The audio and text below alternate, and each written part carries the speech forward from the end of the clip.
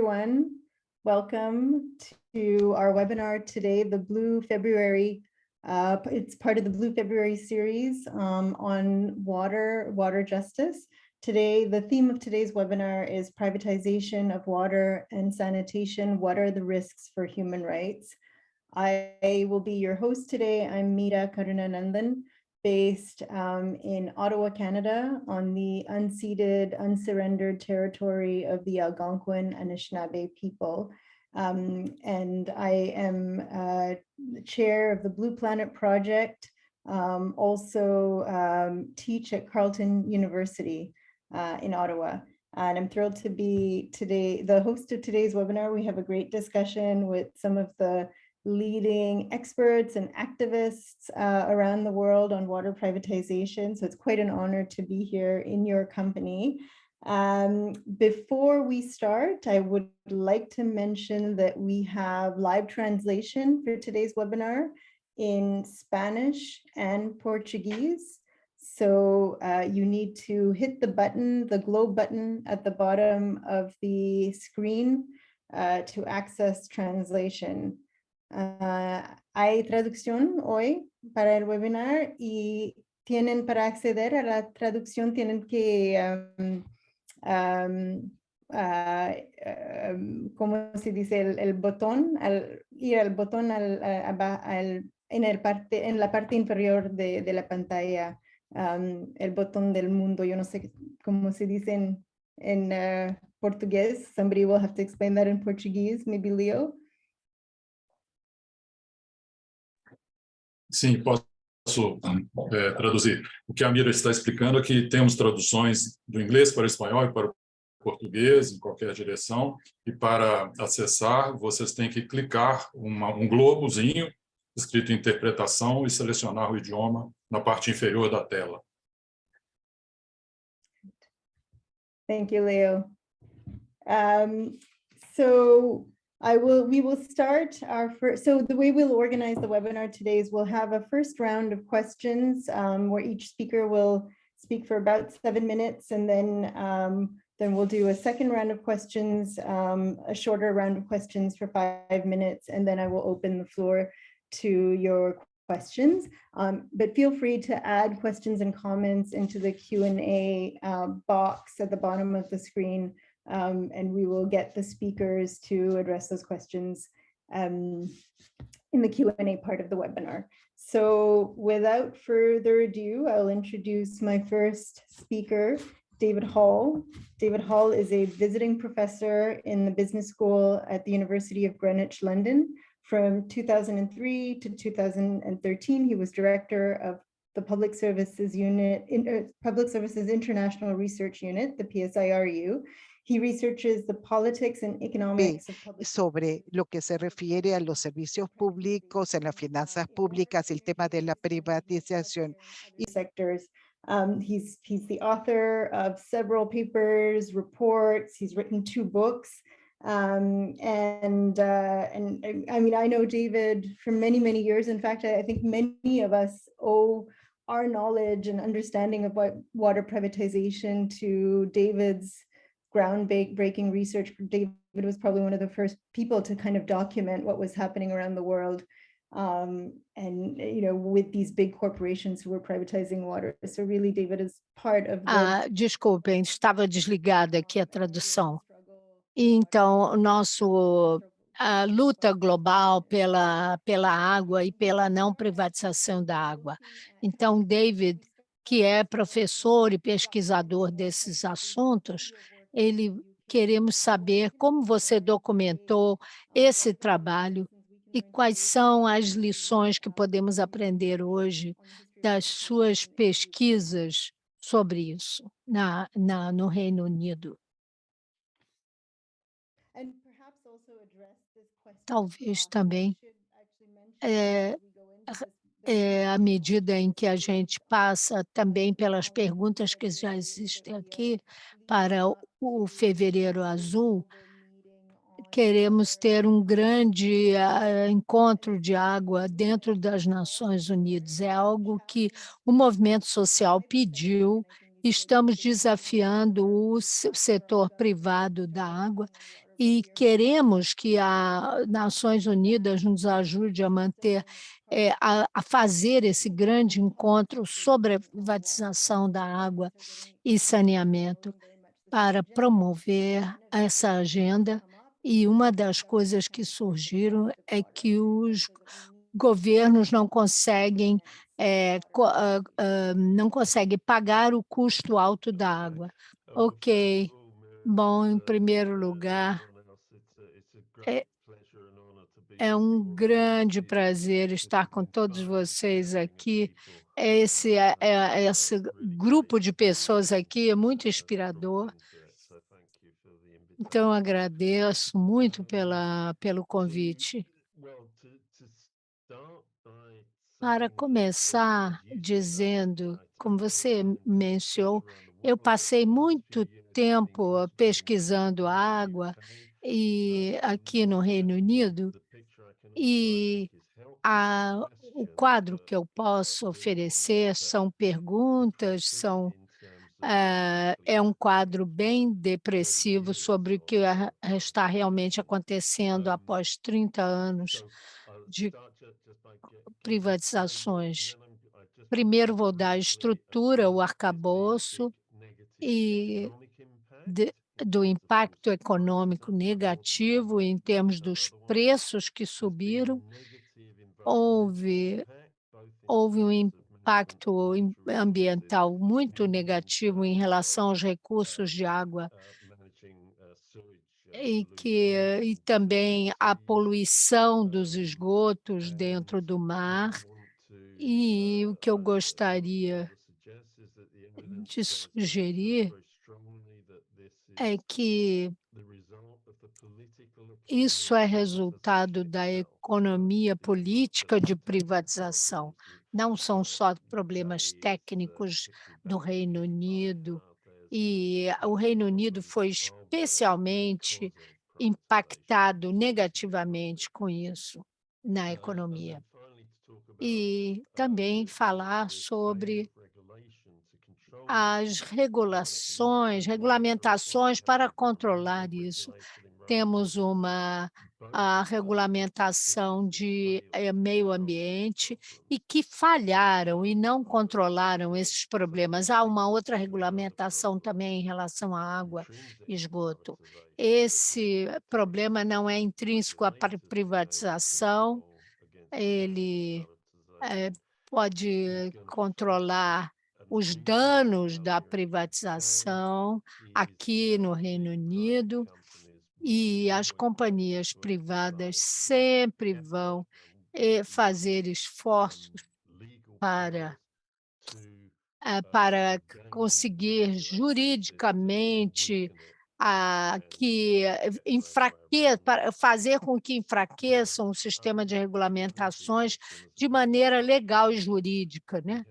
E nós temos um déficit democrático, podemos dizer assim, porque qualquer controle democrático sobre essas companhias é muito difícil para dizer não faça isso ou não faça aquilo. Então, o resultado dessas duas coisas, a economia política e o déficit democrático de regulamentação, nos deixam numa situação bastante ruim e que é intrínseca à privatização.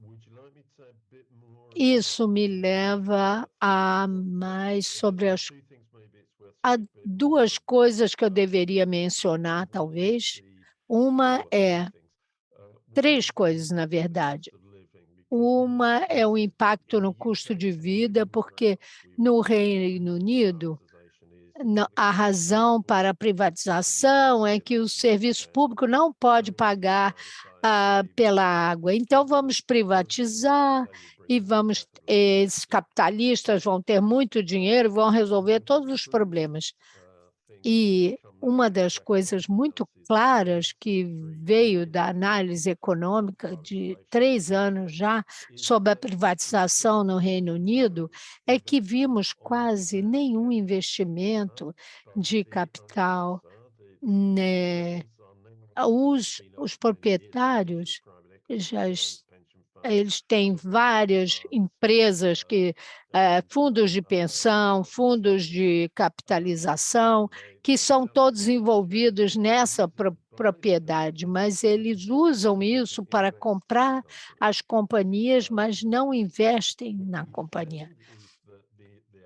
Nós descobrimos que houve investimento, é claro, senão o sistema poderia ser pior do que é, mas as companhias, o que elas fazem é manipular o sistema para que possam cobrar dos consumidores todo o investimento que eles vão fazer. Então, o investimento dos capitalistas é feito com o dinheiro dos consumidores, e isso é muito importante a gente enfatizar, porque isso é uma maneira típica de financiar o que você tem serviços públicos. Então, há 20 anos atrás, o que estava acontecendo já há um século atrás, você precisa de investimento, então você aumenta o preço e depois coleta o dinheiro do investimento e depois o preço desce de novo. E isso foi o que as companhias estão fazendo. Eles estão pegando muitos dividendos do sistema e é assim que funciona essa rede. E, rapidamente, a poluição dos esgotos, a gente já viu mudar muito rapidamente, porque o esgoto junta-se com a água de chuva, com a água de temporais. Isso é um problema grande na Europa, porque assim é que os sistemas foram planejados e não tem o tamanho para lidar com isso. Mas, nesse estudo acadêmico importante que fizemos, ele mostra que essa enchente de esgoto está sendo usada pelas companhias e elas decidiram não investir dinheiro em plantas de tratamento de esgoto. Então, não é só um problema do crescimento da população no Reino Unido, é um problema da privatização. E agora, falando sobre regulamentação, por que ela não funcionou? Porque há 3 ou 4 anos atrás eu falei com Knitting em Londres sobre essa propriedade pública e ele disse, você pode imaginar essas coisas serem atingidas ou conseguidas através de privatização? Não, é claro que em 30, 40 anos isso não funcionou. E ela agora é chefe executiva da regulamentação da água e também agora é chefe de uma das companhias proprietárias da água. Há uma autoridade, Johnson Cox, é o mesmo que é dono de Angley Waters. Esse é um exemplo clássico de esse tipo de regulation capture, que é uma frase que já fala captura da regulamentação. Eu apenas gostaria de falar sobre esses 3 pontos específicos para falar sobre análise genérica. A gente pode continuamos a lutar, porém, estes realmente são os problemas mais importantes. Muito obrigada. Muito obrigado, David. Realmente foi uma visão muito ampla de todos os desafios que estamos enfrentando. Nós já vimos grandes vitórias, então nós vimos uma série de comunidades também trabalhando e lutando contra os contratos, contra as empresas, e realmente existem muitas comunidades no mundo lutando E nós vamos ouvir o caso de Jacarta, mas os problemas, como você explicou, de uma maneira tão bonita, a economia política da privatização é de tal ordem que grande trabalho tem que ser feito para que conseguir os serviços públicos de que necessitamos. Eu acho que com o caso de Jacarta, nós temos uma das lutas mais inspiradoras contra a privatização da água. É uma das lutas mais emblemáticas contra a privatização, apesar de todos os problemas com o setor público, que foi destruído por esses arranjos através do setor privado. Então, eu adoraria apresentar a pessoa que trabalha com Cruhan International, que é uma rede internacional que gerou um impacto importante em uma série de comunidades e que protege as comunidades da privatização. Ele trabalha com um secretariado de Cruhan, principalmente com assuntos relacionados ao extrativismo e também à comoditização, à mercantilização da água como tal. Eu sei que ele está tendo alguns problemas técnicos, Sigit. Boa noite a todos, ou bom dia para alguns. Eu tentarei fazer a apresentação do caso da privatização em Jacarta. Então, eu vou subdividir em partes. O início foi a história comum com influência do Banco Mundial para tentar realmente tomar controle das fontes principais.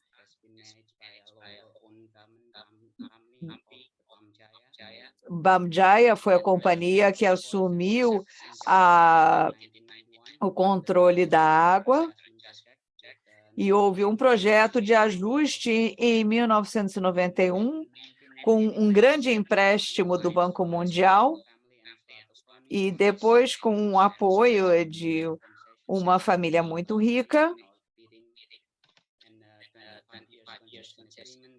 Se fizeram uma série de acordos durante um período longo de 25 anos. E temos, inclusive, o envolvimento do filho do ex-presidente do país. E também com associações com um grupo Salima, que é um dos mais importantes da região. E durante os anos aconteceram uma série de mudanças. O processo do acordo, ou seja, não houve uma licitação aberta, o processo foi cheio de corrupção. E esse processo incluiu toda a cadeia de produção da água.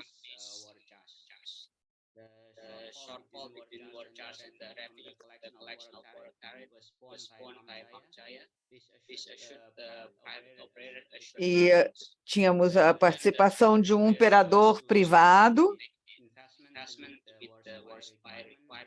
que deveria atender aos requisitos exigidos e se propôs que até o final do contrato haveria um acesso mais amplo. E o resultado é que no final do período do contrato vigente, a realidade foi muito diferente, de acordo com estimativas, houve uma estagnação em aproximadamente 65% do prometido.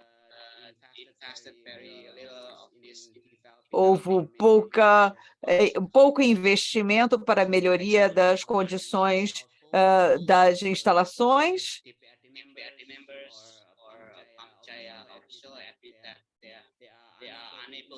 E admitiram, e as autoridades disseram que era impossível intervir numa área porque os projetos deveriam ter sido fornecidos pelas concessionárias.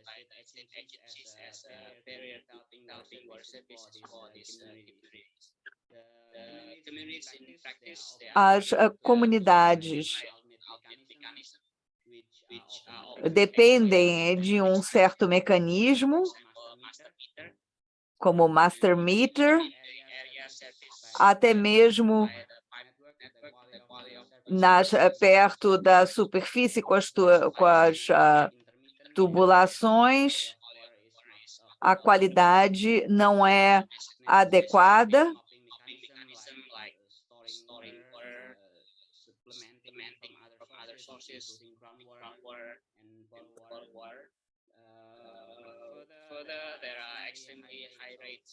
Existem aproximadamente 45% de taxas que são atribuídas a 45% das instalações estão com problemas por causa da passagem do tempo.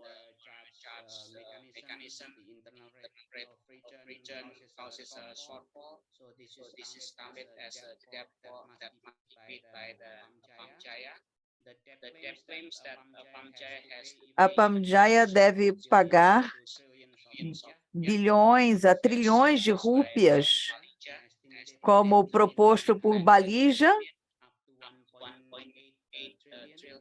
até 1,8 trilhões de rúpias.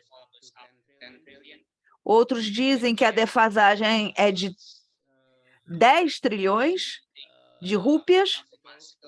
Há uns meses atrás, se falou de 441 bilhões de rúpias.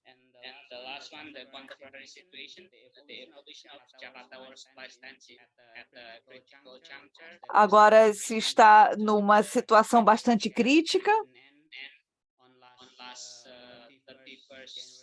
No dia 31 de janeiro,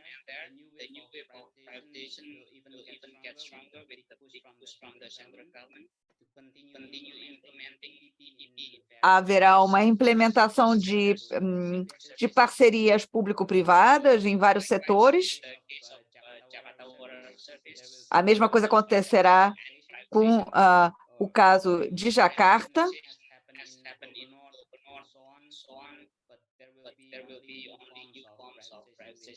Haverá apenas novas formas de privatização, com nomes diferentes.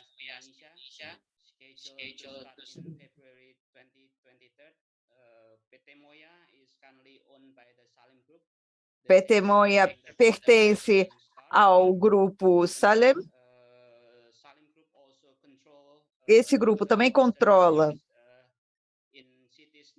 serviços em cidades próximas de Jacarta. E haverá uma separação entre as funções.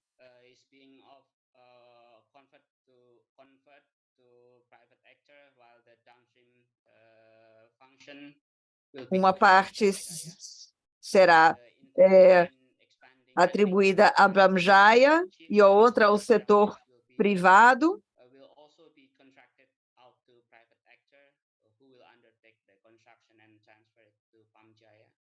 E haverá um ator privado que fará a transferência para Pamjaya. E a Pamjaya só será responsável pela operação e distribuição. Há uma preocupação que foi levantada pelo diretor de Pamjaya.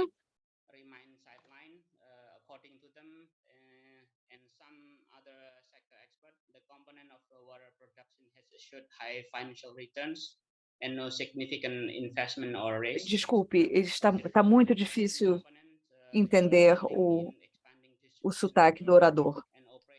Eu vou continuar fazendo o possível.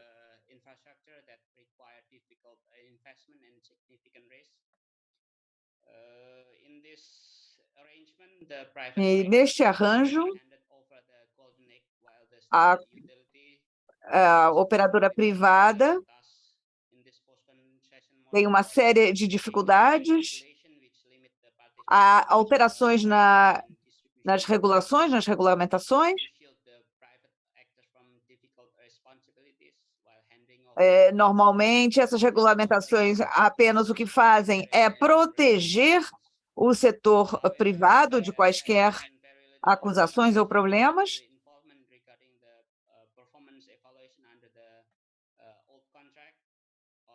Há uma avaliação do desempenho que deve ser feita de acordo com o contrato anterior de Pamjaya e do setor privado, sem quaisquer debates.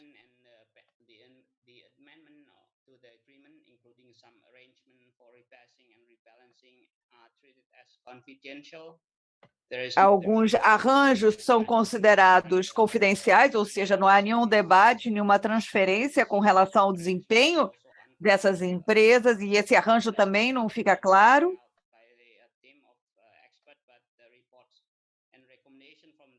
Os relatórios e recomendações desse estudo não estão disponíveis para o domínio público.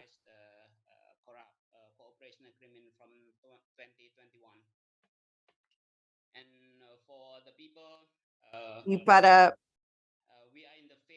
as pessoas, nós estamos numa fase de consulta e vamos continuar a luta.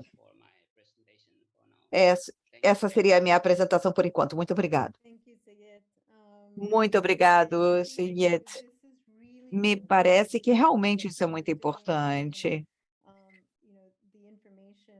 A informação também é muito importante sobre o que acontece depois de um processo de privatização e os desafios da remunicipalização depois desse processo de privatização. E eu acho que a Indonésia é um dos casos mais emblemáticos, porque você tem um Banco Mundial, faz muita pressão sob uma ditadura, e você tem um setor privado com os melhores acordos possíveis e imagináveis, com uma margem de benefícios de 22%, e tem indexação da inflação. Não importa o que aconteça com a economia, esse setor privado sempre ficará se beneficiando, sem sofrer qualquer impacto, com qualquer revés da economia.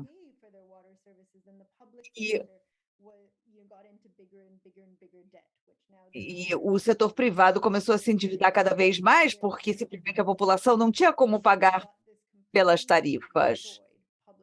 Então, nós temos um setor público totalmente destruído, e eu acho que a gente pode discutir isso mais adiante, para pensar a respeito de algumas soluções, e temos que pensar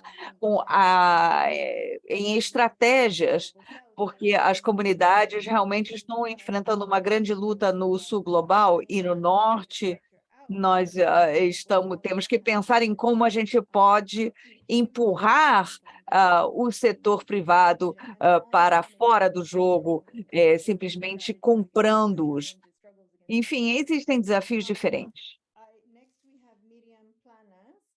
Agora nós temos Miriam Planas para falar sobre a globalização no norte global. Houve uma campanha muito grande, e a Miriam trabalha com Engineers Without Borders, e eles têm sido parte não apenas dessa campanha local em Barcelona contra a privatização, mas também reconhecendo o fato de que realmente a Barcelona tem um exemplo muito poderoso, e os Engineers Without Borders, esses engenheiros sem fronteiras, têm feito parte desse processo e na construção de uma luta comunitária global. E a Miriam, ela é engenheira química com especialização em tratamento de água, tem sido uma ativista desde 2005 com Engenheiros Sem Fronteiras e desde 2016 ela tem trabalhado com uma série de campanhas, e principalmente da campanha Água é Vida, e de uma série de outros movimentos também que exortam os cidadãos a participar dessa luta, e eu vou passar a palavra para ela, para que ela conte mais a respeito. Estou um pouco resfriada, assim que Muito obrigada. Estou um pouco resfriada, então meu nariz está um pouco entupido. É um prazer estar aqui com vocês hoje, poder ver David novamente, Leo, conhecer a Sigrid. E hoje vou falar do caso que Mira estava apresentando sobre a Catalunha. Para começar, vou contextualizar um pouco. Na Catalunha, nós temos 80% da população, mais ou menos, abastecida por gestão privada da água. E nós nos demos conta, de fato, vendo as campanhas de remunicipalização, a luta com relação à água no sul, porque nos anos 2000 isso não era um problema na Catalunha, não era visto como um problema, mas conhecendo as lutas pela água do sul global, principalmente da América Latina, foi quando nós descobrimos que Águas de Barcelona estava privatizando a água. Então, não apenas no sul global, mas também na nossa casa. Então, nós descobrimos que não era somente uma história, mas afetava 80% da população na Catalunha, enquanto que na Europa a porcentagem da administração privada é de 20%. Então, essa porcentagem está invertida. Na Europa temos 80% de gestão pública e na Catalunha 80% de gestão privada. E desses 80%, 70% está administrada por um operador, ou seja, sob diferentes nomes, diferentes empresas, diferentes formas, 70% da população da Catalunha recebemos água de operadores que têm ações da Águas de Barcelona. Isso tem uma repercussão direta no conhecimento que Águas de Barcelona tem sobre a gestão na Catalunha, que é muito maior que o conhecimento que a maioria das prefeituras tem da administração da Catalunha também. Bom, começamos a investigar isso no ano 2010, entre 2008 e 2010, e lançamos uma campanha de remunicipalização, que já tem 10 anos, e graças a isso, já passamos de 84% de população abastecida pelo setor privado para 78%. Pode parecer muito pequeno, 6%, mas foi uma grande batalha. Temos 32 municípios que já remunicipalizaram, e foi um trabalho enorme tudo isso, porque nós sempre dizemos que privatizar pode ser feito em qualquer dia do ano, em qualquer ano, mas remunicipalizar leva tempo. É preciso esperar que se termine o contrato, ou quando haja uma cláusula que não foi cumprida, ou quando se consegue que os políticos levem adiante uma decisão, e isso precisa de coragem, porque é algo muito difícil. Todas as leis vão contra isso. Então, algumas consequências que nós vimos na Catalunha dessa gestão privada são os cortes de água, e nos movimentos sociais proibiram em 2014, 2015, mas até então era uma realidade. Em plena crise econômica, 2007, 2008, as prefeituras não sabiam quantas pessoas estavam sem água. Então, graças aos movimentos sociais, já não há mais cortes de água. Mas isso é algo que, se não tem cidadãos vigiando e cuidando disso, vai acontecer. Por mais que temos legislações que proíbam, é algo que precisa sempre estar sendo monitorado, porque é um dos principais riscos quando se trata de uma gestão privada ou sem participação cidadã forte. Por outro lado, uma consequência são os aumentos nas tarifas. Na Catalunha, vemos como na gestão privada é de 0,5 euros metro cúbicos mais caro que público. Isso são dados oficiais, não foi cálculo nosso. É calculado pela Agência Catalã de Água. Embora a gestão privada esteja em municípios médios e grandes que deveriam ser mais rentáveis economicamente, ter as tarifas mais baixas, só que na realidade não, porque pagamos os custos, como são os benefícios, ou o caso da empresa mista de Barcelona, chega a ser 10 milhões de euros anuais, ou seja, nós pagamos isso para ter acesso ao conhecimento da empresa privada. E eu acredito que isso, em todos os casos em que temos gestão da Águas de Barcelona, e se investigamos um pouco o caso, também era pago esse valor sem nenhum retorno, só para ter acesso ao conhecimento dessa empresa privada. E esse conhecimento, por outro lado, é para ver como se administra a água dos municípios. E pagamos isso na fatura. Outra das consequências é a perda do governo da capacidade das prefeituras de conhecer como são as suas redes, que investimentos precisam. Então, quando as concessões terminam, é muito difícil que essas prefeituras tenham conhecimento para recuperar essa gestão. E a última consequência que observamos na Catalunha, e, bom, não é a mais grave, porque todas são graves, mas isso nos assusta, porque é o abuso de poder dessa corporação.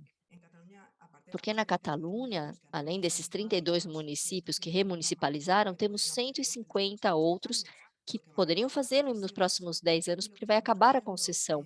E o que nós estamos vendo é que a resposta dessa empresa para a remunicipalização foi uma ofensiva judicial com 40 municípios que foram denunciados, ou seja, sistematicamente, quando um município aprova democraticamente a remunicipalização, ele é levado aos tribunais para voltar atrás com a remunicipalização.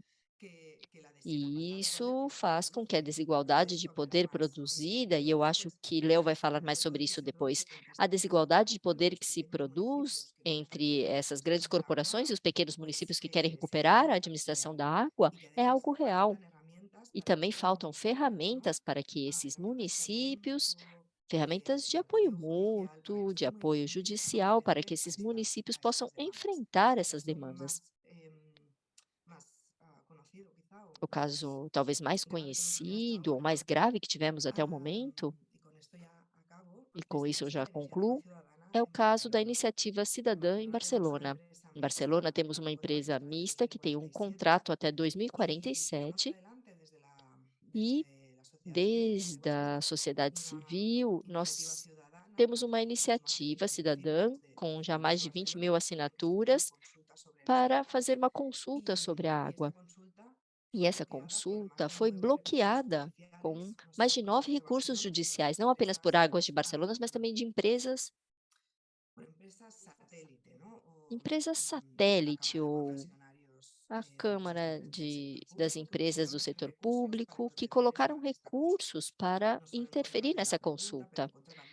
E também vai contra não só a pergunta, mas também o concurso para o voto eletrônico, ou seja, estrategicamente eles criaram vários recursos judiciais para bloquear esse processo. E com essa iniciativa cidadã, o que nós vimos foi que não apenas o poder judicial que essas corporações podem chegar a ter, e também colocam isso a serviço dos seus próprios interesses, podendo perpetuar essa gestão privada, mas também tem o poder da mídia que eles podem chegar a ter. Em Barcelona, nós vemos diariamente anúncios na televisão promovendo a marca Águas de Barcelona, sendo que nenhum cidadão de Barcelona pode escolher qual vai ser o fornecedor de água da sua casa. E escutamos isso na televisão, na rádio. E então, é outro desperdício de dinheiro com relação à água, que não deveria servir para a publicidade dessa empresa, mas sim para campanhas de informação sobre a gestão da água. Bom, eu paro por aqui nessa primeira rodada e depois continuamos. Obrigada, Miriam. We've learned so much from Engineering Without Borders, what people's power, what public power can look like, what, people-driven movement As can look pessoas e os movimentos podem se pronunciar e apesar de haver muitas remunicipalizações, como vimos, aprendemos muito sobre o que as pessoas podem fazer para democratizar a gestão da água e ter acesso à informação com iniciativas cidadãs. Tudo isso é uma maneira de envolver as pessoas para recuperar a água. Depois podemos voltar a falar sobre o Observatório dos Cidadãos. E agora passaremos o Bill Heller, que é especialista em saneamento e água e ensina na Universidade Federal de Minas Gerais e coordenador da Cooperação Internacional ONDA e também participa de uma fundação no Brasil. Agradecemos por terem iniciado esse fórum e a iniciativa do Fevereiro Azul, que está acontecendo agora para influenciar o encontro nas Nações Unidas. A maior parte de nós não compreende a grandeza desse assunto, desse desafio, e vamos ter Neil Hiller e Pedro também nos deu mais voz e fez tanto trabalho para envolver os movimentos sociais com um relator especial, produzindo pesquisa muito significativa sobre essas corporações e governos e os diálogos entre eles. O que era compatível em termos de direitos humanos e os desafios que temos que encarar. Queremos ouvir um pouco mais. Já ouvi perguntas no chat sobre como se envolver. Você pode nos dizer como entender as tensões entre a gestão da água e como podemos usar essa ferramenta contra a privatização? Obrigado, Mira. Um grande prazer estar aqui com Mira, David, Miriam e Sigrid e também compartilhar essa discussão com quem está nos assistindo. Eu vou falar um pouco, respondendo a Mira, sobre o processo que levou ao meu relatório, o meu último relatório de 2020, que foi o relatório exatamente sobre a privatização dos serviços de água e saneamento e potenciais violações aos direitos humanos, né? A elaboração do relatório foi muito difícil, muito dura. Eu recebi muitos ataques, né, muitas demandas para não trabalhar esse tema. Esse não é um tema importante para os direitos humanos, né? Alguns interlocutores falavam isso, mas, por outro lado, muitos movimentos sociais deram muitas boas-vindas ao relatório, né? Eu percebi, ao longo da elaboração do relatório, fazendo a pesquisa, coletando e revisando a literatura sobre possíveis violações aos direitos humanos quando há privatização, eu percebi de que apenas citar casos, né, de violação poderia fragilizar o relatório, né? Poderia haver um argumento: olha, você está pegando um caso isolado, mas a gestão pública também tem problemas, né? Você, com isso, não demonstra, né, que podem haver violações pelo privado, porque você não faz comparações, né? Então, com base nisso, me ocorreu de não apenas apresentar que violações podem ocorrer e casos, exemplos, ilustrações para essas violações, mas fundamentar o relatório em um marco analítico, um marco conceitual, né, que desse base, né, para justificar essa tese, digamos assim, essa hipótese de que a privatização pode levar a violações dos direitos humanos, né? E eu quero falar um pouco sobre esse marco analítico. É um marco baseado em 3 elementos, né, em 3 conceitos, né, que são próprios da gestão privada dos serviços de água e saneamento e que frequentemente ocorrem de uma forma combinada, né? E a combinação desses fatores é que leva a amplificar os riscos à violação dos direitos humanos. Então, esses fatores são, em primeiro lugar, o fato de que o serviço de água e saneamento é um monopólio natural, né? Isso é muito importante, a gente entender, né, que o serviço de água e saneamento é diferente do serviço, por exemplo, de telefonia, correios ou outros, né? Segundo, é que há frequentemente uma obsessão das empresas em maximizar seus lucros, né? As empresas não se contentam a produzir lucros, mas elas procuram maximizar os lucros. Em terceiro lugar, a chamada assimetria de poder, que a Miriam mencionou há pouco, né? E eu penso que os 3 relatos que me precederam, né, de David, Miriam e Sigrid, ilustram bem esses 3 aspectos, né? Então, em primeiro lugar, o caso do monopólio natural, o fato de o serviço ser um monopólio natural, traz grandes desafios para a regulação, né? Isso, para mim, é cada vez mais claro, é muito mais desafiante o regulador regular água e saneamento do que regular um mercado competitivo em que há mais de um prestador de serviço, né? É muito comum ocorrer, como o David disse, a captura do regulador pelo regulado, pelo prestador de serviço.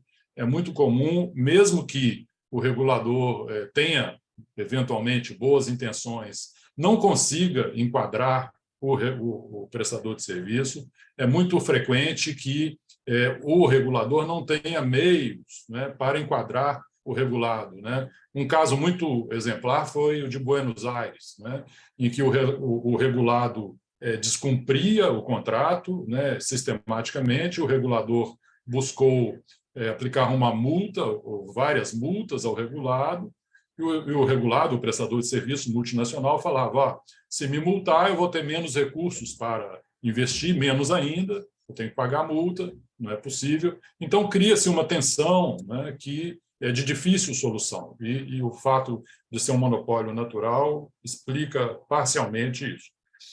A maximização de lucros, acho que ficou muito claro aí em todas as apresentações, né? Sigrid mostrou muito claramente, né, como na Indonésia, em Jacarta em particular, o prestador não investia, né, produzia lucros, transferia dividendos, né, e a última prioridade era investir, né? Então, a maximização de lucros tem 2 dimensões, né? Uma é quanto menos investimento, melhor, né? E outro é quanto mais receita, melhor, né? Quanto mais receita, melhor, em geral, leva a aumentos exorbitantes de tarifa. Vimos isso na apresentação do David, vimos Miriam falar que são, se eu entendi bem, 0,5 euros mais alto o metro cúbico de água na gestão privada comparado com a pública, né? Então, há uma pressão por parte do prestador de serviço para que as tarifas aumentem, para também que se cobrem serviços que não são usuais, serviços auxiliares, né? Contratar subsidiárias, né, para fazer seus serviços. Então, a maximização de lucro é algo muito frequente, muito problemático, explica por que no Reino Unido não tratam os esgotos adequadamente, né, por exemplo, e descumprem as leis ambientais, porque não é prioridade colocar recurso, né, dos sócios, né, dos shareholders, das empresas em atividades que não geram receitas imediatamente. E a assimetria de poder é um outro caso, né, importante, porque muitas vezes o prestador de serviço é muito poderoso, são empresas multinacionais, muito bem preparadas, com um corpo jurídico muito bem organizado, né, que conhece muito mais das leis do que os reguladores, do que os poderes locais, do que os governos, e usam isso de forma muito eficiente, né, para defender seus interesses e para assegurar que a gestão privada permaneça, né, não seja cancelada, para que os lucros sejam garantidos. Eu creio que nós vimos isso muito claramente, tanto na apresentação do Sigrid quanto da Miriam, né, sobre o que ocorreu nesses locais. O David falou tanto em déficit democrático, né, quanto em falta de direito à informação, né, isso está absolutamente relacionado com a simetria de poder. Então, eu queria trazer esse marco conceitual, porque eu penso que ele nos ajuda a entender cada um dos casos, né, como que eles incidem para colocar riscos à violação dos direitos humanos. Só para concluir, acho que também é muito importante nós sempre pensarmos na dificuldade de reverter a privatização. Isso é um fato muito fundamental, né, que foi muito bem explicitado por Miriam e por Sigrid. Aqui no Brasil, por exemplo, estão firmando contratos recentes, né, com 35 anos de duração. É muito duro, muito difícil para o poder local cancelar o contrato antes disso. É possível, né, mas é um preço político, econômico, legal, né, que muitos prefeitos, né, não concordam, não priorizam, né? Então, é sempre muito importante que os municípios pensem 10 vezes, né, antes de tomar uma decisão na direção da privatização, porque vão ocorrer riscos de direitos humanos e vai ser muito difícil reverter esse processo, né? Nós sabemos que existem muitos casos de remunicipalização, mas nem todos ocorrem de uma maneira tranquila, sem ônus, né, para o poder público. Eu fico por aqui e à disposição para o debate. Obrigado.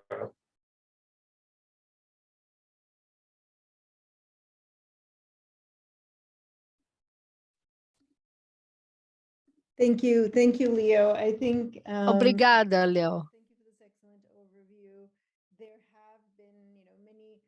Obrigada. Houveram uma série de debates sobre o direito humano à água, é ou não uma ferramenta útil, mas realmente foi muito importante para nós também ter a linguagem para utilizá-la como uma ferramenta contra a privatização, principalmente na ONU, onde é uma das poucas ferramentas que nós temos ao nosso dispor.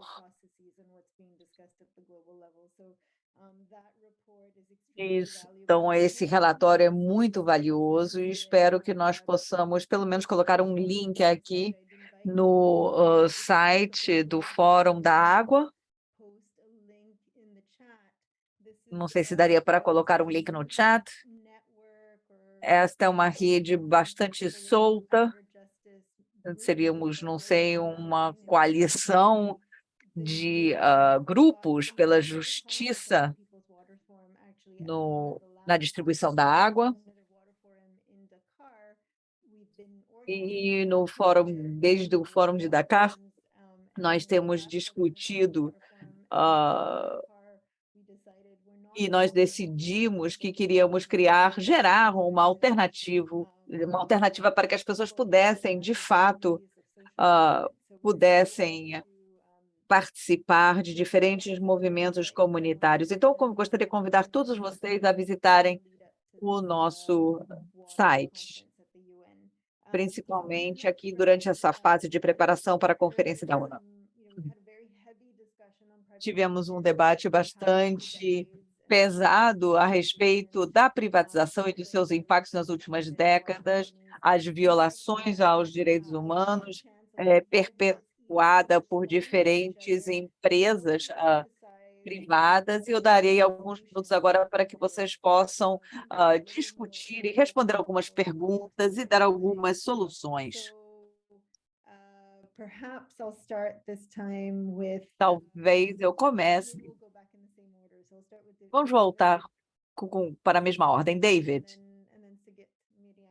E depois Sigrid, Miriam e Leo. Muito bem. Eu sempre fico muito impressionado.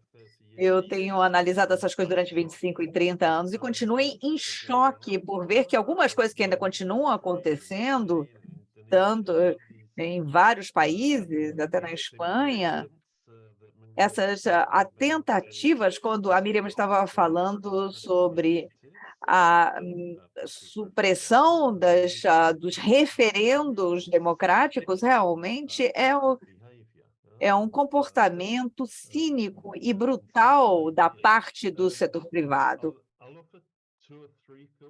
Eu gostaria de mencionar 2 ou 3 coisas que me ocorreram ao ouvir as diferentes contribuições. Em primeiro lugar,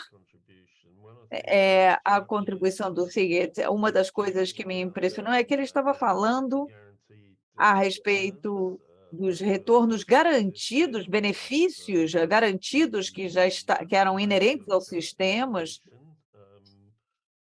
e a falta de transparência da informação no sistema, o que me lembra, mais uma vez, que realmente é um caso extremo na Indonésia. Eu me lembro de encontrar alguns ativistas que conseguiram conseguir ter acesso às contas de uma empresa. E o CEO ficou furioso por saber que alguém se atreveria a discutir a contabilidade da sua empresa, que deveria ser um grande segredo.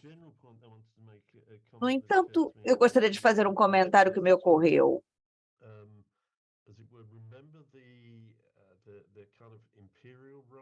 Vamos lembrar do papel imperial desses sistemas e as palavras utilizadas nas concessões, principalmente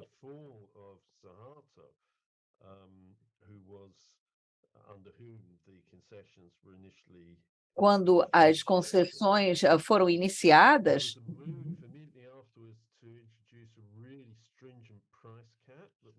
Então, havia uma pressão muito grande para, de certa maneira, quebrar essa questão desses benefícios sem controle. E o embaixador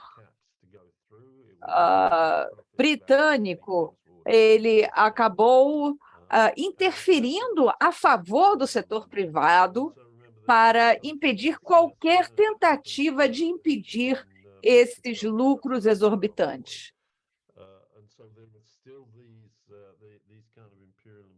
Então, ainda havia essas relações imperiais, pós-coloniais, muito gritantes. E aqui estávamos falando sobre a questão das análises comparativas, o desafio. As coisas não dão certo também com as companhias privadas ou públicas, as públicas. Em primeiro lugar, nós temos a questão é que, em primeiro lugar, é que o setor público não visa lucrar exorbitantemente com a água. E isso é uma diferença básica. E também existem diferenças práticas. Uma das coisas que deveríamos levar em consideração é que a ideia de que o setor privado seja mais eficiente é um mito, assim como é um mito dizer que eles trazem investimento. Isso, e eu acho que nós deveríamos elaborar isso. E uma razão, eu passei a minha vida falando sobre isso, existe uma série de estudos acadêmicos, economistas sérios, normalmente tentando provar que o setor privado é mais eficiente, e o resultado, no final das contas, é que não há mais eficiência no setor privado. Isso não acontece apenas em alguns setores, em alguns países, isso acontece no mundo inteiro, e um setor atrás do outro. Não apenas a água, que eu acho é um dos fatos mais importantes. Eu fiz uma compilação bastante profunda e extensa desse material, mas eu acho que nós deveríamos ter mais segurança com relação a isso. E a segunda coisa tem a ver com uma coisa que a Miriam fez e que nós não falamos, não discutimos como deveríamos. Aqueles estudos que têm a ver com eficiência comparativa e utiliza uma definição econômica de eficiência, que tem a ver com a produção de um resultado financeiro, e nem isso eles conseguem fazer melhor. Mas a gente tem que ir além, porque existe uma mensagem embutida que vai muito além de um resultado financeiro. Uma das coisas é trabalhar com a produção de uma série de indicadores de pessoas sobre o sistema, sobre a avaliação do sistema da água e do sistema de saneamento. E a Miriam, você disse que você queria traduzir o material para o inglês. Eu espero que esteja disponível fora da Catalunha. Nós deveríamos aprender com isso, nós deveríamos nos sentir seguros para chegar e dizer, olha, nós podemos criar sistemas melhores, em vez de apenas tentar aceitar esse discurso de que o setor privado seja mais eficiente. Eu acho que esses seriam meus comentários em relação ao que está acontecendo. Muito obrigado, David. É muito bom ver o quão ativo você continua sendo, mesmo você dizendo que você tinha se aposentado. Mesmo aposentado, você está fazendo muito barulho. É muito bom ver como você levantou todo esse material. E agora vamos passar, então, a palavra também para a Miriam com relação a esses indicadores. Sigit, que coisas positivas, que esperanças temos a partir da experiência da Indonésia?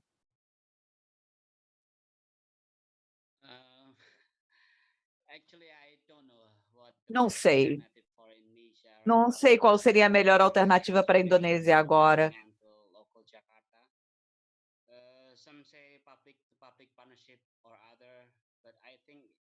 Alguns dizem que poderia ser o setor público, mas eu acho que, dada a situação, quando tentamos estudar o novo contrato juntos,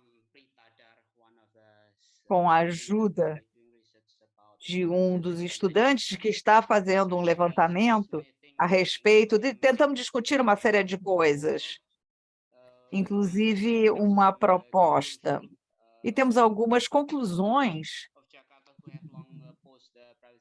A população de Jacarta tem feito uma grande oposição contra a privatização, mas continuam sem ser um ator fundamental no jogo.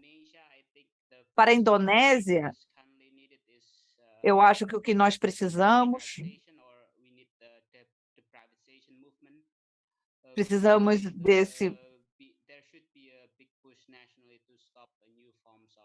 deveria haver um movimento para tentar impedir que esse mecanismo das PPPs, é preciso realmente lutar contra esse mecanismo das PPPs. E o direito à água também tem que ser compreendido de uma forma mais ampla, como direito humano. Também o direito à articulação dos seus interesses. E também para poder lutar contra os interesses comerciais dos negócios. A ideia é passar de uma retórica, é importante rejeitar os modos existentes de exclusão. Eu acho que é isso que está na minha mente agora. Sim, muito bom. Temos que pensar, sim, temos que ir mais além da luta contra a privatização, temos que pensar em novas formas também, na questão da distribuição dos serviços da água e de saneamento.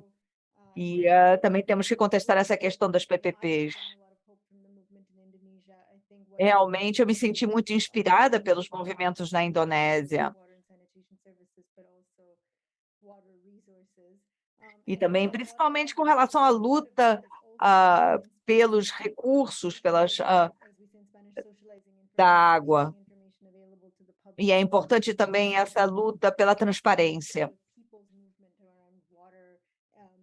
E toda essa movimentação, fazer com que as pessoas se movimentem, se articulem, se organizem nessa luta, para poder melhorar a compreensão dessa questão como um todo. E essa é uma contribuição muito importante para todos nós no mundo. Miriam, por favor. Nós gostaríamos de ouvir mais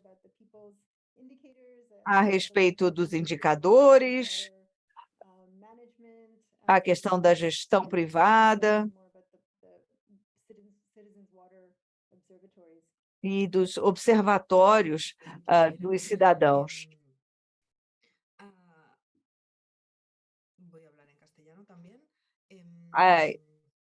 Eu vou falar em espanhol. Como já foi colocado no chat, vocês estão conseguindo vendo e lendo o que já foi colocado no chat. A gestão deve ser pública, mas não é suficiente. Então, que a partir há 10 anos começamos esta campanha de remunicipalização, mas temos muitos movimentos. No que diz respeito ao recurso de água, isso não é suficiente com que a gestão possa ser operada pelas mãos do setor público. Precisamos ter um controle cidadão, ter uma cidadania bem informada e também que possa participar das discussões da água. Então, para isto, inspirados pelo caso de Paris, em 2017, quando foi assumida a maior municipalização de Catalunha, com um município de 200.000 habitantes. Então, foi solicitada a municipalização, sino a criação de um observatório cidadão da água, para contar com uma relação entre o operador, a prefeitura e a cidadania da sociedade civil organizada. Esse observatório é um espaço de tomada de decisões, de deliberação com vários interlocutores sobre diferentes assuntos, para poder elaborar e preparar relatórios, para poder influenciar nas políticas que são desenhadas em relação à gestão da água. Observamos que há legislaturas que são de mandato de 4 anos, algumas decisões devem ser feitas de longo prazo, como políticas que têm que pensar nos próximos 10 ou 15 ou até 20 anos, e pensar nos investimentos a serem feitos. Pensamos sob o ponto de vista políticos que têm um mandato de 3 ou 4 anos, muitas vezes não somos eficientes o suficiente, precisamos salvaguardas, como o Leo falou no seu relatório, salvaguardas que permitam poder também tomar decisões com o controle do cidadão e a participação necessária da população para enfrentar os desafios, porque temos, por exemplo, na Catalunha, temos uma região mediterrânea onde teremos cada vez mais secas. Agora estamos no momento de seca, foi declarado um estado de excepcionalidade. Então, há decisões que não podem ser tomadas pensando em 2 ou 3 anos. Temos que pensar também mais de longo prazo. E esses observatórios, os espaços de participação cidadã, são fundamentais para poder assumir essas decisões, para prevenir a privatização, como já falamos, para poder remunicipalizar os processos. Isso pode durar 2 ou 3 mandatos, mas depois o novo governo pode privatizar o serviço. Temos que ter um órgão que possa garantir que essa gestão pública possa continuar ao de longo prazo, com acadêmicos, com a cidadania ou de outros atores envolvidos, senão esse sistema está também correndo algum risco para poder da participação cidadã, como já foi colocado. Então, realmente, agora precisamos de um processo de formação, precisamos de transparência, de maior abertura, e por isso que a partir também com diferentes organismos, estamos trabalhando para poder formular indicadores que possam ser de utilidade para poder avaliar o serviço de água a partir de outras perspectivas, não somente a eficiência, mas a perspectiva de gênero e a interseccionalidade, o direito humano à água, a participação do acesso à informação, a tomada de decisões e também a perspectiva ambiental. Temos um longo caminho por percorrer. Essas experiências são laboratórios, são experimentos. Temos ainda um longo caminho pela frente para passar de uma protesto para uma proposta. Somos um movimento de proposta, portanto, temos propostas a serem implementadas e precisamos isso também que temos que levar essa conferência das Nações Unidas, precisamos que os mandatos a partir das instituições internacionais também possam mostrar o apoio aos governos locais da implementação de medidas diferentes, não somente levando em conta a eficiência, sino levando em conta também aos outros indicadores que afetam a vida e são necessárias para poder realmente melhorar a vida da população. Sim, eu gostei muito dessa questão do protesto e da proposta. E vamos passar, então, para os comentários finais. Bom, vou iniciar onde Miriam terminou. Protestos versus propostas. Eu acho que isso é muito importante. E eu penso que o Ondas tem procurado exercitar isso, trabalhar em duas agendas. Não é? Uma agenda é a agenda de resistir contra a privatização, que sabemos, né, pode levar a grandes danos nos direitos humanos, aumentar desigualdades, mas a outra agenda é a agenda do fortalecimento das políticas públicas. Isso me parece muito importante, porque na maior parte dos países, a grande maioria dos prestadores de serviço é pública, não é? E muitos prestadores públicos, nós temos que reconhecer isso, não trabalham da melhor forma. Tem um espaço grande para que melhorem, né? Isso não é culpa de um ou outro gestor, mas muitas vezes é porque essa gestão pública se dá em um ambiente institucional que não é o melhor, né? Então, eu acho que tem alguns elementos que são muito importantes. Um elemento eu preciso falar isso em primeiro lugar, é o reconhecimento dos direitos humanos como o principal norte, a principal orientação para a prestação de serviços. É muito bom quando um país aprova na sua Constituição, inclui na Constituição, que água e saneamento são direitos humanos, ou na legislação ordinária, né? Isso ajuda muito a organizar os serviços. Não é suficiente, sabemos, mas é importante. A outra são políticas públicas mais estáveis, financiamento público, né? Muitos governos não usam recursos públicos adequados, né, para investir em saneamento, e David nos ensinou isso muitas vezes, né? A Europa universalizou os seus serviços com financiamento público, maciçamente, né, com priorização aos serviços de saneamento, né? A questão da participação democrática é muito importante, né, para romper com o tecnicismo que muitas vezes, né, invade o setor de água e saneamento, né, aquela coisa de que os técnicos têm resposta para tudo, conhecem tudo, têm soluções para tudo, não têm necessidade de ouvir e de dialogar com a população. Então, a participação é muito importante. Planejamento de longo prazo é muito importante. Nos países do sul global, é muito comum ser muito imediatista a forma como os gestores pensam os serviços, né? Então, é muito importante fazer um planejamento, pensar nas mudanças, inclusive como as mudanças climáticas, né, afetam a continuidade dos serviços, e o fortalecimento do prestador. É muito importante investir no fortalecimento do prestador local, com capacitação, com boa capacidade técnica. Enfim, eu penso que esse pacote, né, de valorizar o público, né, deve vir junto, de mãos dadas, né, com o pacote, como a Miriam falou, das protestas, né, das propostas e das protestas em conjunto. Obrigado.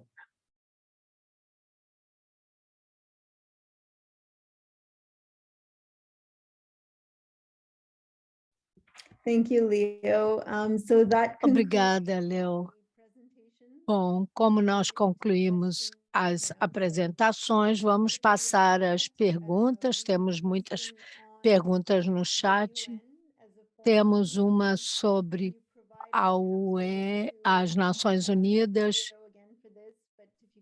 O Léo, se puderem nos dar uma visão geral dos atores envolvidos na Conferência da ONU e quais são as oportunidades que a gente tem de dar apoio e o setor privado e seus interesses com o Banco Mundial, etc. Quais são essas possibilidades envolvidas por causa dessa sua narrativa com os direitos humanos? Léo, podia responder, né? Léo? Um abraço para Marcelo, que eu conheço.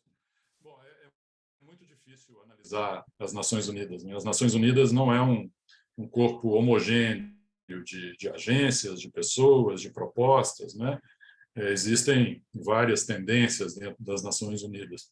Existem grupos que são muito próximos aos direitos humanos, inclusive alguns críticos, não são muitos, né? Críticos à privatização. Não domina, né? Mas alguns são. Mas eu diria que prevalece nas Nações Unidas um olhar muito neutro, né? Eles, inclusive, as agências usam muito a palavra nós somos agnósticos, né, em relação ao tipo de gestor. Não há uma crítica, de fato, sobre a privatização, por exemplo, né? E isso, a meu ver, torna as conclusões da conferência de março muito imprevisíveis, né? É muito difícil nós fazermos uma previsão clara sobre o que ocorrerá, mesmo porque as conclusões finais da conferência serão muito influenciadas pelos países, pelos Estados-membros, né, que são os que votam, de fato, são os que negociam os acordos, são os que negociam os tratados, né? Mas também sabemos que os Estados-membros são muito heterogêneos, né? Existem Estados que defenderão muito claramente uma posição mais neutra, etc. Então, eu penso que, se é possível fazer alguma previsão sobre o que ocorrerá em Nova York, de decisões muito neutras, né? Muito pouco afirmativas, muito genéricas, talvez seja a melhor palavra. Muito genéricas, decisões que vão apontar de que precisamos cumprir com os ODS, né? Estamos atrasados, precisamos recuperar o tempo perdido, mas sem deixar muito claramente como, né? Por quais meios, né? Apenas com afirmações genéricas, precisamos melhorar o financiamento, precisamos melhorar a gestão, precisamos melhorar a regulação, mas como fazer isso, né? Não me parece que vá ser parte do processo decisório. Mas tudo como se a gente tivesse uma bola de cristal aqui para tentar enxergar o que vai se passar na conferência.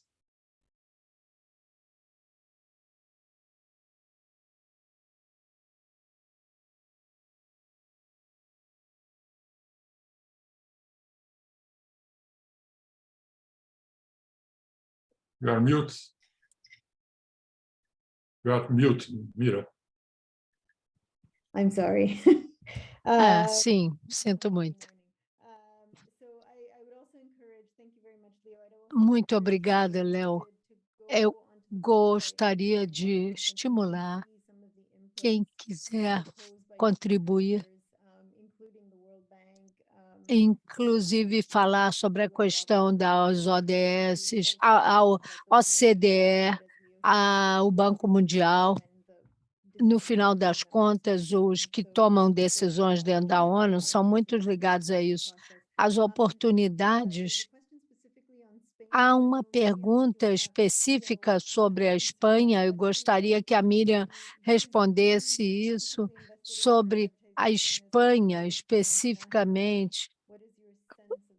Qual é a sua percepção da agenda espanhola? Como é que será isso? Yes, I can go in for just quickly. I think, well, the numbers I was presenting is Catalonia, which is a comunidad autónoma, an autonomous community in Spain. Ay, voy a cambiar a castellano, que se me olvida que puedo responder en castellano. Los números que presentaba son... Os números que apresentei são com relação a Catalunha, 80% da Espanha, temos uma privatização de 50%, aliás, é menor que na Catalunha, que é de 80%, mas existe uma presença massiva dos operadores privados e tem uma grande capacidade de fazer lobby dentro das políticas públicas. O governo da Espanha, então, também, como já foi comentado sobre o papel da privatização e da cooperação, é caso de privatização com a cooperação espanhola, lógico, há muitos anos que já denunciamos na nossa organização como está sendo promovida a participação através da cooperação para o desenvolvimento, em alguns casos, não somente com empresas privadas, sino também no caso como algumas empresas públicas. E também houve denúncias contra a privatização na Espanha e nós temos algumas organizações trabalhando também e temos empresas públicas lutando contra essa privatização, mas de qualquer maneira há uma grande presença desses atores, operadores privados dentro da Espanha. Tem uma capacidade de influenciar no setor público e no governo. Eu já disse, quando Leo perguntou ou falou sobre o relatório da privatização, o direito humano à água, de Engenharia Sem Fronteiras, quando vimos o estado de contribuições, digamos, havia muitas contribuições de operadoras espanhóis, né? Agora, primeiro temos que analisar quantas, todas eram operadoras privadas. Também tivemos uma gestão na Água de Barcelona, mas não consegui fazer a comprovação numérica desses dados, mas vendo essa relação, também podemos ver claramente que havia uma grande maioria de contribuições do Estado espanhol. Então, isso mostra mais ou menos a capacidade de fazer lobby e ter influência também desse setor, que no final é o que realmente leva à privatização desse tipo de serviço. Há várias pesquisas feitas em relação à corrupção dessas empresas e nenhuma foi realmente acusada formalmente, mas algumas investigações em curso, mas os juízes, no final das contas, como nós falamos, realmente como essas têm alto poder de influência, acabam por proteger essas empresas. E então, compraram a juíza que estava fazendo uma investigação do caso, ela foi comprada depois de anos de investigação, tudo foi realmente, tudo foi inconclusivo, não houve nenhuma conclusão. E nunca essas pessoas realmente foram processadas. Ao contrário. David Hall, and maybe Leo, you can add. I know it's specifically about Sabesp in Brazil. David pode comentar sobre a questão financeira das organizações de serviço público, como isso impactou a capacidade de atuar nisso. Podemos fazer uma coisa combinada? Essa pergunta é também para Miriam. E eu vou combinar isso com a pergunta do Edson. A importância do financiamento público na busca de acesso universal para a água. Diferentemente do NBD, que é um crédito que tem um alvo numérico, o SG tem uma visão universal. Então, qual é o papel do financiamento público em relação a isso? Talvez o Léo possa acrescentar alguma coisa. The question I missed a little bit. I guess the first, it's about financialization of public. É sobre a financiarização do setor público. Quais são os impactos da financiarização? Em teoria, a água é pública. Ok. Então, isso é todo um assunto particular, específico, em todas as maneiras. Bom,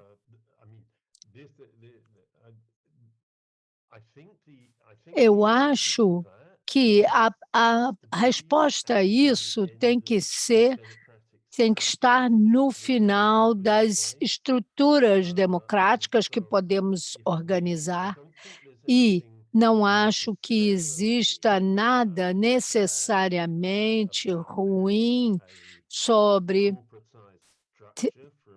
ter uma estrutura.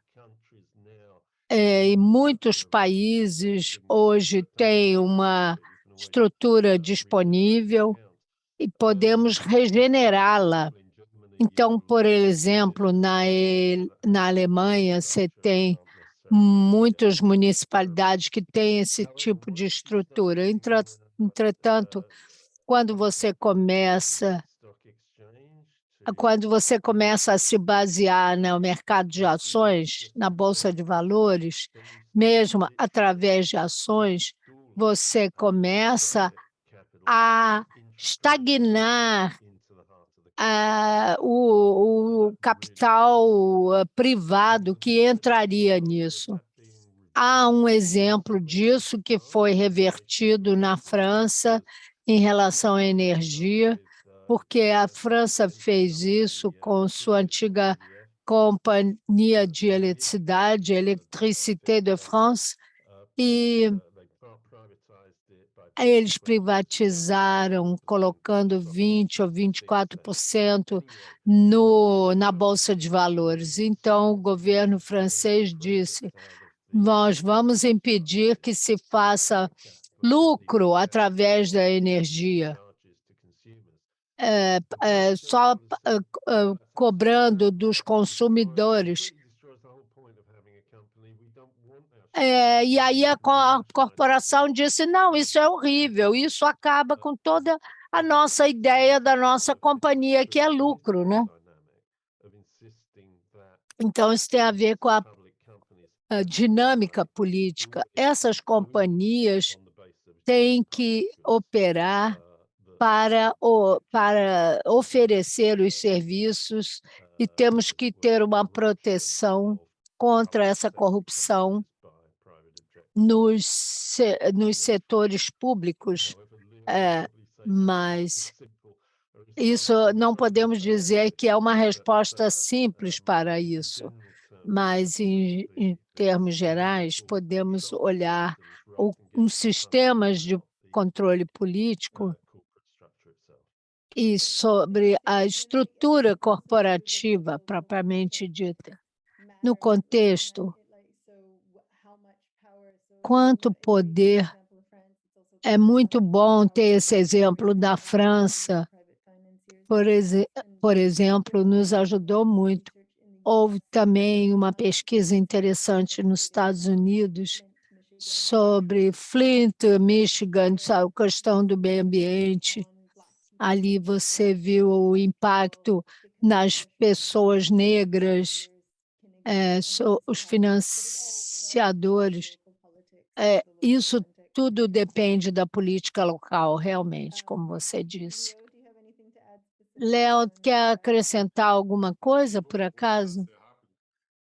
Mas é um caso muito interessante. Talvez muitos aqui não conheçam. A Sabesp Yes, I'll try. ela opera uma população, eu não sei exatamente quantos, mas eu diria que algo como 30 milhões de habitantes, né? E há algumas décadas atrás, o capital da empresa foi aberto e hoje o governo do estado de São Paulo é proprietário de 51% das ações e 49% são ações abertas no mercado, né?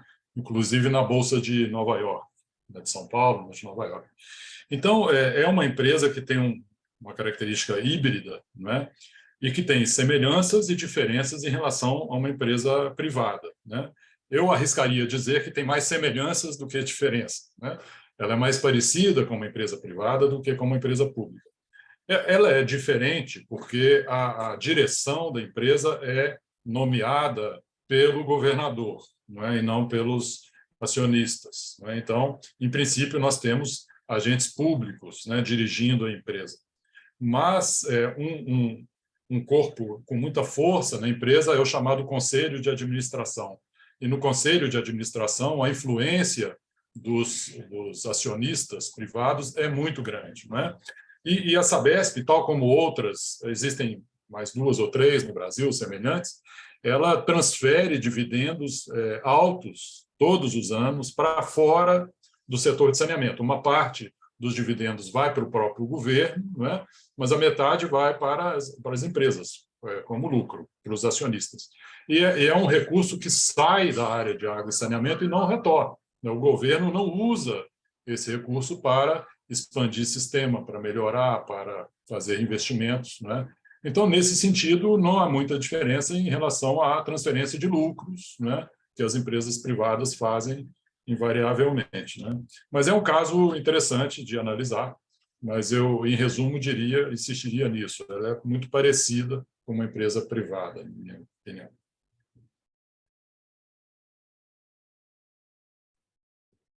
Okay, thanks, Leo. And perhaps that also explains or answers one of the questions. Muito obrigado. Realmente, isso também responde à nossa pergunta com relação à diferença de como alguns modelos poderão funcionar melhor em um lugar do que em outro. Enfim, eu vou passar para o David, então,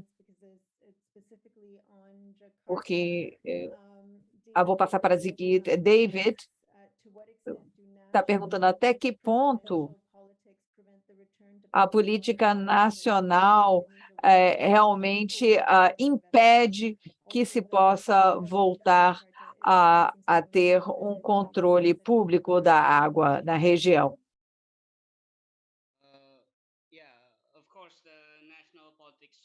Claro, a política nacional realmente, temos Chopauí, é considerado, parece ser apenas uma extensão de um regime oligarca, e candidatos também que começou a fazer essas campanhas, e também como o último governador de Jacarta, que recentemente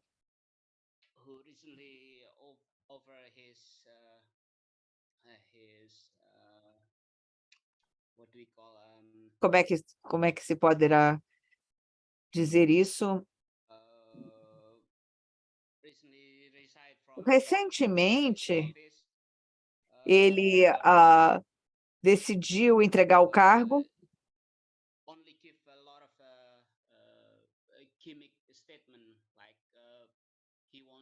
e dar uma série de declarações Ele quer interromper o processo de privatização em Jacarta, quer nacionalizar a concessionária de água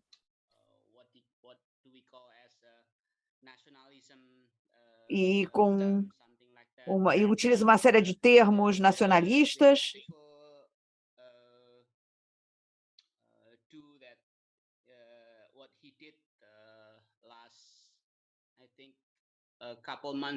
Mas o que ele fez alguns meses atrás, em outubro ou novembro, ele assinou ou contribuiu para facilitar a assinatura do novo contrato, no entanto. É isto. Obrigada. Muito obrigada, Sigrid. Eu também gostaria de voltar à pergunta aqui da questão da dinâmica de gênero, os impactos da privatização sobre a questão da igualdade de gênero. Miriam, você gostaria de responder ou qualquer outra pessoa?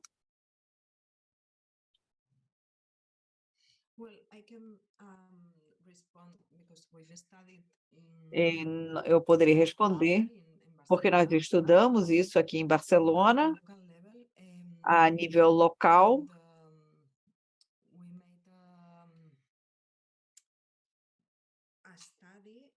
e fizemos um estudo como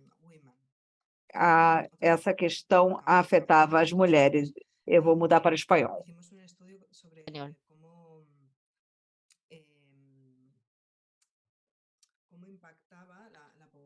Então, como a pobreza energética impactava, incluindo a pobreza hídrica, nas mulheres em Barcelona?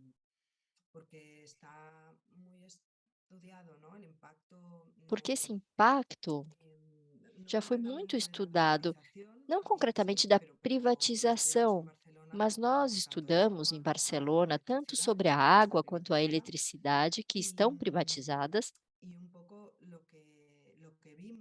e um pouco do que nós vimos e que para nós foi interessante é que nós conhecemos muito sobre o impacto diferenciado sobre as mulheres na questão da água no sul global, mas nos custa traduzir o impacto sobre o acesso da água no norte global. E o que nós vimos é que também são as mulheres que têm uma carga para poder administrar o acesso.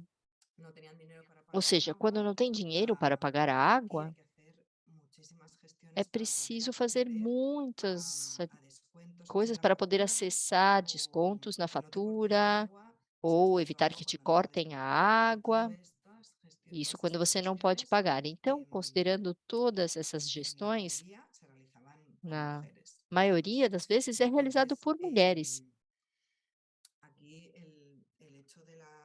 Então, aqui o fato da privatização supõe que, em muitos casos, a gestão para poder ter acesso à água quando você não pode pagar é mais difícil, ou seja, é uma gestão municipal, pública, que pode ser automatizada, com ajudas diretas, que estariam à disposição através de outros mecanismos, e na gestão privada é mais difícil ter acesso. E isso se deve à falta de transparência e também porque ocultam. Obrigada, Miriam. David, você falou a respeito dos impactos ambientais da privatização, e você poderia, então, responder à pergunta da Maria sobre como, se de fato essas concessionárias de água fazem os relatórios de acordo, e como é que poderia ser feita a pressão sobre essas concessionárias. Obrigada. Sim, é realmente uma dessas experiências é bem encorajadora. As companhias, as operadoras têm sido obrigadas a fazer relatórios, e regionalmente, por acaso, um ministro conservador disse que as empresas eram obrigadas a fazer esses relatórios e depois disseram, não, não, não, ministro, você vai ter que pedir, dizer que não. Não, agora não, você vai mandar uma carta e vai obrigá-los a fazê-lo. Mas também tivemos também um movimento comunitário, cidadão muito importante. Quando você trabalha com impacto ambiental, fica muito mais fácil organizar o monitoramento comunitariamente. Isso aconteceu no Reino Unido, isso foi muito importante, porque, então, por exemplo, existe um movimento bastante radical com relação à questão da rede de esgotos, e às vezes a questão, por exemplo, de desagües irregulares, tudo isso tem que... Existem uma série de relatórios que são, então, produzidos para identificar não apenas os problemas, mas quais são as causas desses problemas. Esses grupos identificaram que não se trata apenas de alguma coisa que acontece quando tem muita chuva. Simplesmente é porque existe uma capacidade insuficiente da parte das plantas de tratamento. Então, sim, eu responderia sim. É muito importante, sim, porque voltamos à questão de que sistema nós deveríamos estar construindo e não apenas deveríamos estar reclamando, deveríamos estar que precisamos de um sistema que possa realmente levar ao monitoramento do meio ambiente, quase que de uma maneira imediata. Existem sistemas disponíveis que podem, de fato, se houver advertências que não sejam tardias, poderá haver uma gestão preventiva desses recursos, mas é preciso ter um debate público e um processo decisório que é fundamental para esse tipo de acesso, mas o monitoramento cidadão é muito importante para que seja eficaz. Muito obrigado. Também temos uma pergunta aqui com relação ao poder dos grupos de lobby do setor privado e a forma como a falta de informação lida com isso. A falta de informação afeta o processo. E parece que aqui a pessoa está dizendo, o Roberto está dizendo que essa batalha está sendo perdida. Eu poderia falar um pouco a respeito do Brasil. Acontecendo no Brasil, não é? A mídia dá muito espaço para aqueles economistas ortodoxos, não é? Que enxergam nas saídas neoliberais a melhor forma de resolver os problemas de água e saneamento, e quase nenhum espaço para os movimentos sociais. Então, existe uma batalha, como foi dito, muito desigual, muito assimétrica, né? É claro que a mídia alternativa repercute as opiniões, né, dos acadêmicos, dos movimentos sociais, mas a opinião pública é muito influenciada pela televisão, pelos grandes jornais, e lá não há espaço para um pensamento diverso, um pensamento único, um pensamento de que a saída para água e saneamento é a privatização, né? Então, isso é muito importante, é muito difícil, né, confrontar essa mídia mais tradicional. Não sei o que passa em outros países, mas o Brasil vive um momento de reorganização do governo, né, com a vitória de Lula, e o governo Lula ainda está organizando, né, numa etapa muito inicial, a sua política de saneamento. Então, existe toda uma tensão entre diferentes formas de enxergar essa política de saneamento, e a tensão, a mídia faz uma opção, né, infelizmente, por uma saída mais neoliberal.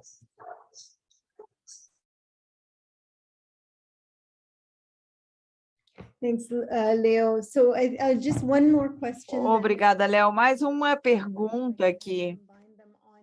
Podemos combiná-las. A questão das desigualdades cada vez mais aprofundadas e a questão ambiental. O fato também, a questão dos assentamentos informais, as favelas, lugares que são basicamente insalubres. Não sei se alguém gostaria de fazer algum comentário sobre as desigualdades profundas e os impactos sobre as camadas mais pobres da população.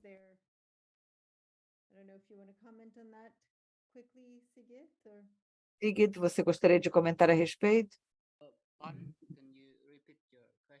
Você poderia repetir a sua português? Os impactos da privatização, especificamente nos assentamentos informais. Eu sei que essa tem sido parte da sua campanha.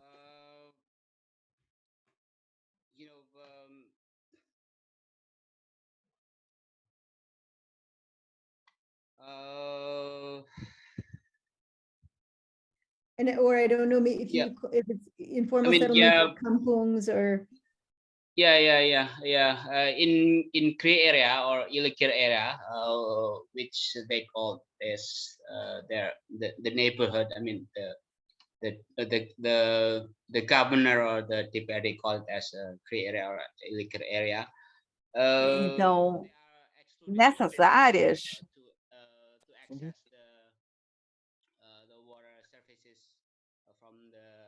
há dificuldade em ter acesso aos serviços de água.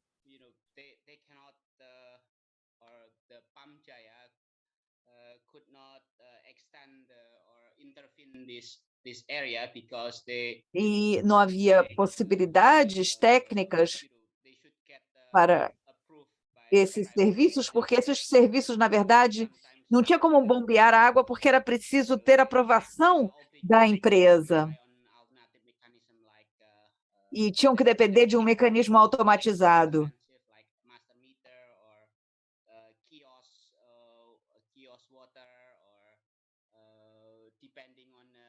E dependiam muito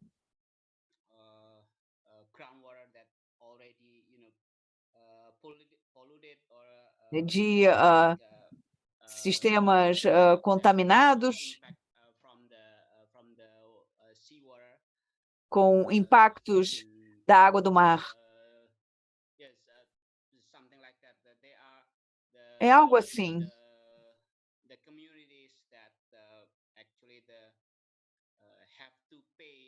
As comunidades têm que pagar mais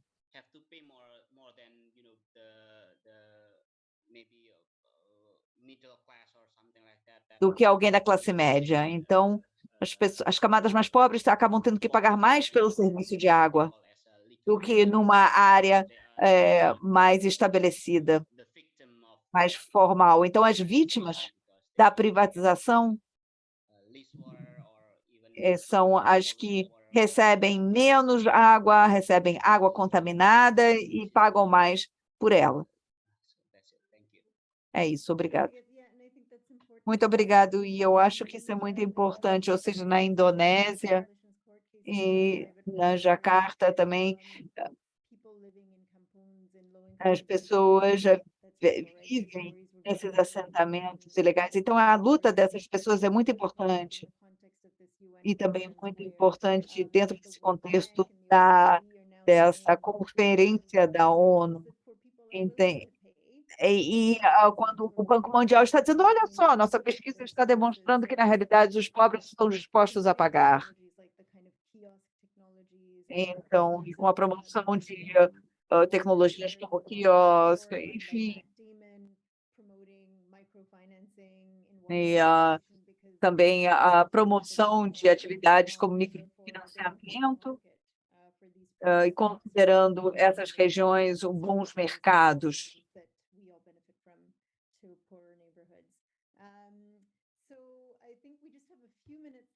Eu acho que só temos mais alguns minutinhos. Se alguém quiser acrescentar alguma coisa, gostaria de ressaltar que temos mais um evento desta série de webinários. Eu não sei se você gostaria de dizer alguma coisa, Maria, com relação às parcerias com a comunidade.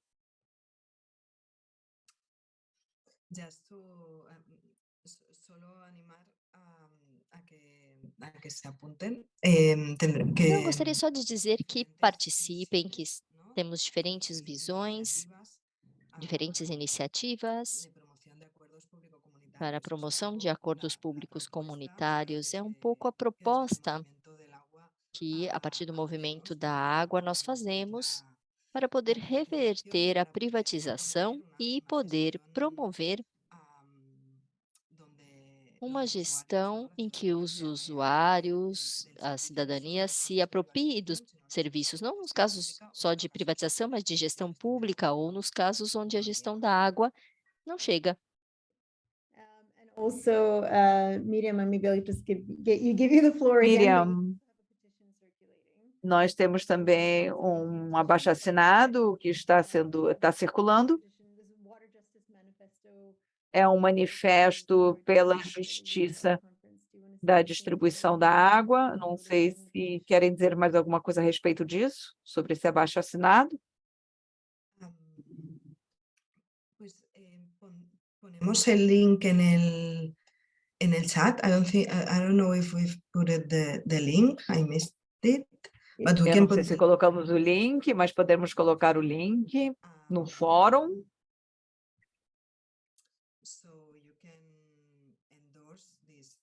De maneira que vocês possam assinar esse manifesto. Vou passar para o espanhol mais uma vez. Trabalhando com diferentes movimentos. Trabalhando com diferentes movimentos da água, diferentes atores, para poder chegar a alguns pontos básicos que possibilitem chegar à cúpula de Nova York. Nós abrimos para que várias organizações, acadêmicos, obrigada, Adriano, por pôr o link no chat.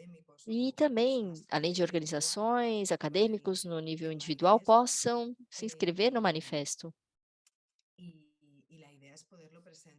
E a ideia é poder apresentá-lo, levando à Conferência da Água das Nações Unidas, da ONU, com esses pontos básicos. No formulário, temos as versões em diferentes idiomas: inglês, espanhol, português, francês.